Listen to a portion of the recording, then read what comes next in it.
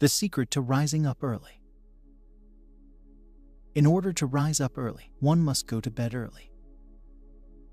If you cannot overcome the habit of going to bed late, you cannot rise up early. If you go to bed late and rise up early, your health will be affected. You will be tired all the day, like one floating in the clouds. Therefore, all those who desire to rise up early must overcome human affairs and attachments and go to bed early at all cost. One can set the time for going to bed at 9 or 10 o'clock at night. But the matter of rising up early should begin tomorrow. Do not wait until next week to begin. If you wait until next week, you will never begin. Different people need different amounts of sleep. Some have said that on the average a person needs 6 hours of sleep. Others say that he needs 8 hours. There can be much controversy concerning this matter. Recently, an article in the newspaper said that those under 28 years of age should sleep 9 hours, but ordinarily the need is 8 hours. If one goes to bed at 10, he can rise up at 6. If one goes to bed at 9, he can rise up at 5. I cannot make a decision for you. You have to decide for yourself before God. May we all learn to do this before God. Those who are psychologically weak or who cannot control their sleep are exceptions. As for the rest of us, we should find the number of hours of sleep that we need and start this practice tomorrow. Suppose you decide to rise up at 5:30 tomorrow morning. When you wake up, however, it is already 7 o'clock. Many young believers have probably experienced this. You may become disappointed.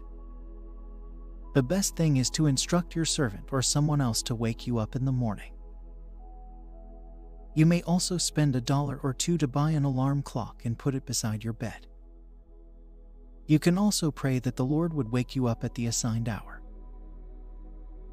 Mr. Muller said, "Every day I ask God to wake me up at a certain hour, and I always find myself waking up at that very hour." This is a word of experience.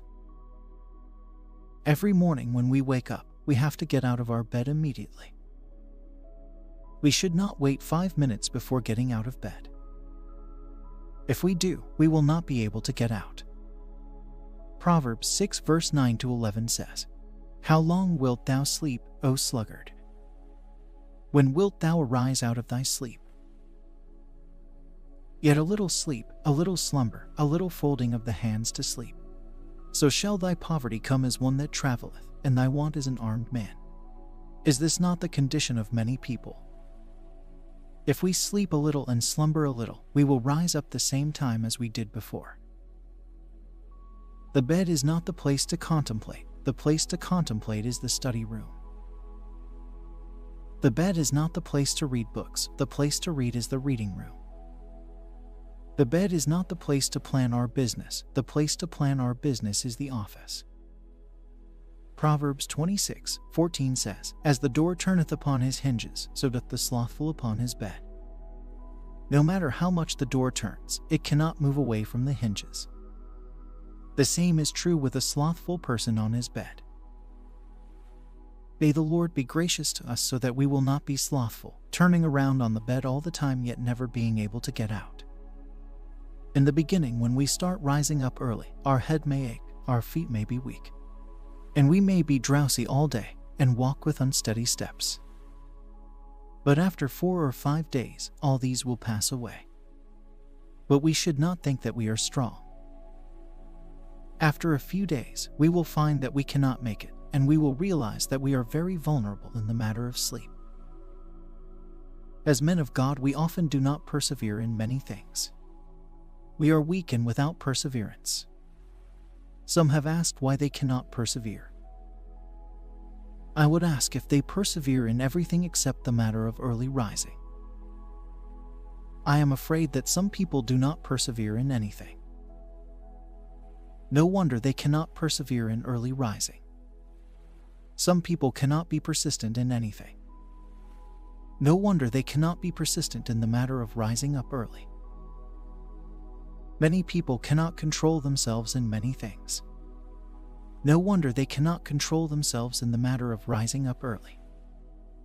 Being unfaithful and loose are simply manifestations of our flesh. The first day an athlete exercises, he may feel sore.